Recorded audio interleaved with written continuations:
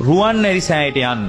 මහ සෑයට ගින් කරලා බලන්න අද්දුටුවයි පූජා කරන්න බුදුරජාණන් වහන්සේට.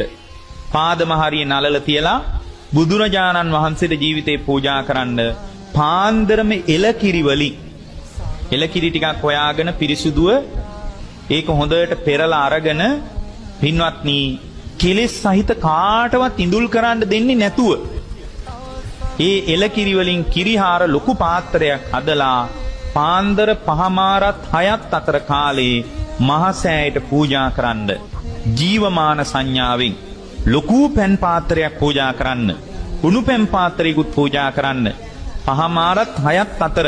ඇයි එහෙම වෙලාවල් කියන්නේ කියලා එහෙම අහන්න එපා. මට මේ වෙලාව කියන්න වෙලාවක් නැහැ. එහෙම පූජා කරලා ජීවිතයේ බුදුරජාණන් වහන්සේට පූජා කරන්න පහුවෙනිදා ඉඳලා ඕගොල්ලෝ හිතුවට වඩා හිත වැඩෙනවා. ඒ වගේම මෙතන ඉන්නවා භාවනා කරනවා ප්‍රතිඵල නැහැ. ඉතින් මේ අපි කියන ප්‍රතිඵල මොකක්වත් නැහැ. නමුත් එයා දක්ෂයි භාවනාව අතාරින්නෙත් නැහැ. ඒ මට්ටම නම් තියෙන්නේ ඒගොල්ලොත් මේක කරන්න. වෙලාවක් හදාගෙන ගිහින් මේ වැඩේ කරන්න. හැබැයි 5:06 අතර කාලෙම කිරිහාර පූජා කරන්න ඕන.